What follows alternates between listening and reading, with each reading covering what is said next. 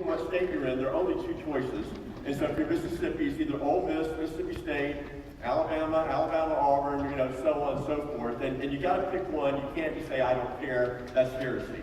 So what's your team? The second question you'll get asked is, where do you go to church? Now notice the assumption in that question. The assumption is that you do go to church. And because religion is very much a part of Southern culture. It's just part of the water down there. And we see this in this Southern life in every way, because the life of the South comes with a soundtrack. It's called country music. And it's kind of the background to everything that happens. And country music is unique from other genres of music in this. They've done studies on this. They did a study of popular music, R&B, hip-hop R&B, and then country music, and they found out this, that of all the genres of music, pop music had no references to God.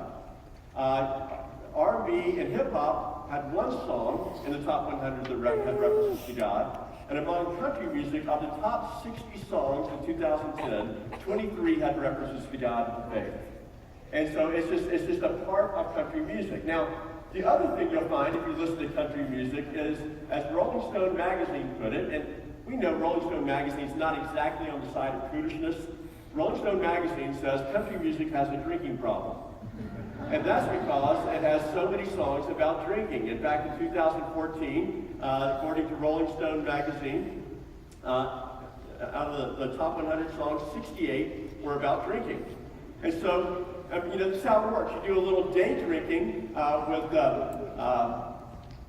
help me, Little Big Town. Thank you. You do a little day drinking with Little Big Town, then you got to go with Carrie Underwood and say, now Jesus, take the wheel. Because, after you're done drinking, Jesus has to take the wheel. Or you go out and you get drunk on a plane, and then you go to church with Mama on Sunday. And that's just kind of how country music works. Or then there's the other classic country music song just from a couple of years ago about have a beer with Jesus.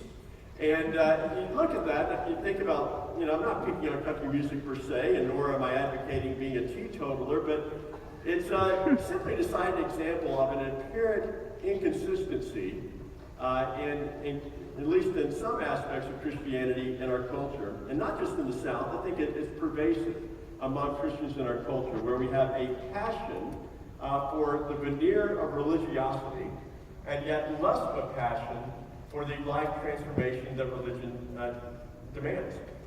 So we are passionate, many people are, very, very passionate, about wanting the Ten Commandments on the courthouse walls, and yet far less passionate about living out the Ten Commandments in our everyday lives. In fact, if you want to see an example of this, simply go and look up the fourth commandment. And we'll see how we have a passion, at least for 9, maybe, and leave an exception to 1. And so as we think about that, and we look what James has to say about this, James says that true religion is not simply engaging in religious activity.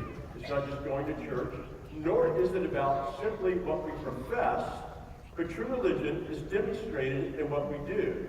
And that raises, I think, some very important questions. Is